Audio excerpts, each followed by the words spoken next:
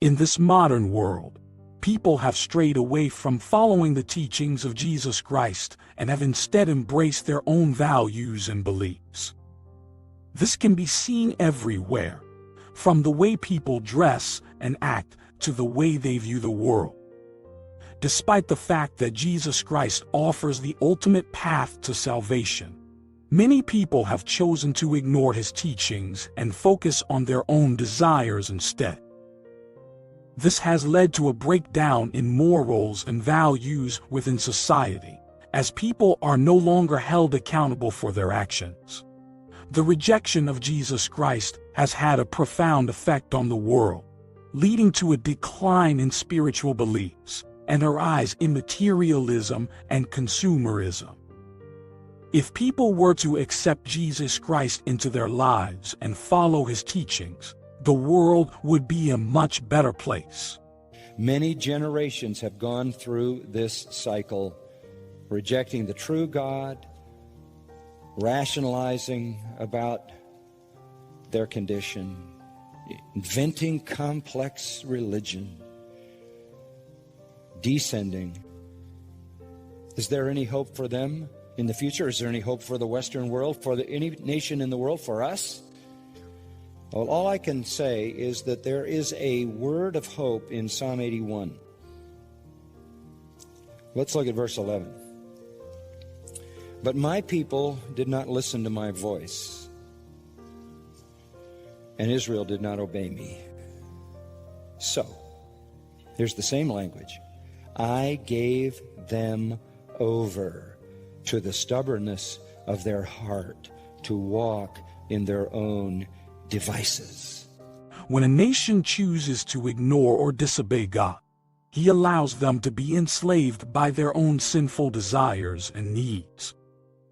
This can lead to destructive behavior and mistakes that can cause deep-rooted suffering. God does not want us to be enslaved by our own lusts and sins, but rather to seek freedom from them and live in a way that honors him. The Bible teaches us that we must strive to live according to God's will and design. If we want to find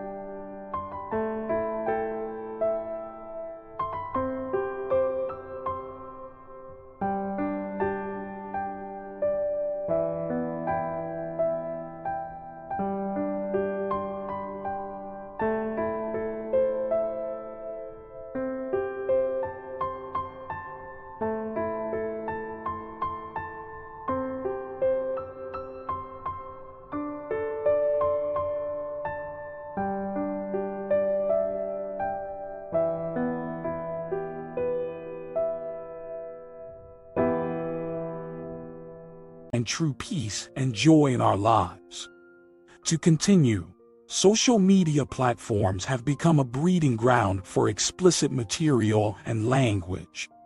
Unfortunately, the reality is that these sites are often rife with sexually suggestive content and profanity. Such content is not only offensive and inappropriate, but it also damages the moral fabric of our society. Furthermore, it sets a poor example for younger generations, showing them that such behavior is acceptable. The Bible makes it clear that sexual immorality and lewdness are not acceptable in God's eyes. He expects us to be respectful of each other and to treat each other with kindness and dignity. Therefore, we must take responsibility for our own words and actions, and refrain from contributing to the spread of lewdness and immorality on social media. That's Romans 1. This happened to Israel. As I said, the history of the world is the judgment of the world. God has allowed all the nations to go their own way, Acts 14. Nothing new. I gave them over. But verse 13, here is a plaintive cry from the heart of God. Oh, that my people would listen to me, that Israel would walk in my ways. I would quickly subdue their enemies and turn my hand against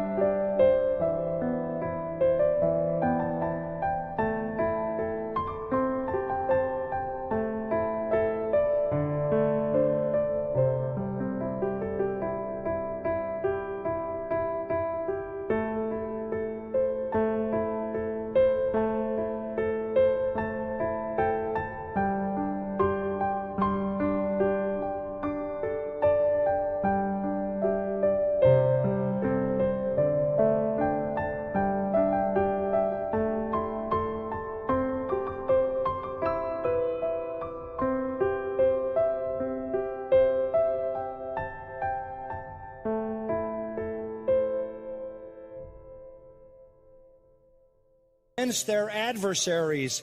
Those who hate the Lord would pretend obedience to him. In other words, it would be so good to be under the protection of the Lord that people would even pretend to be believers.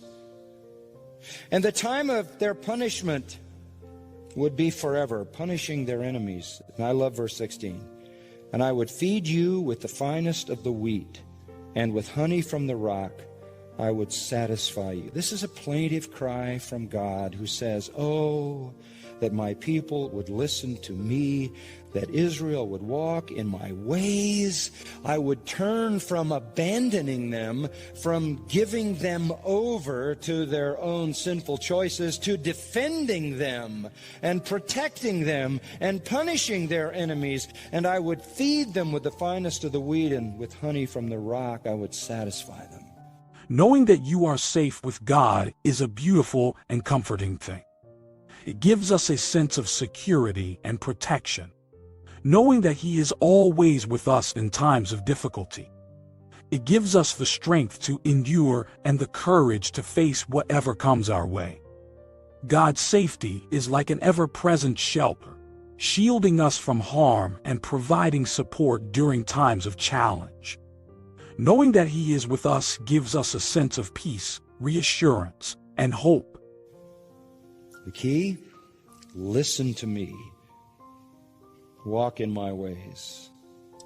The only hope for this or any other society is to hear the word of the Lord and obey it.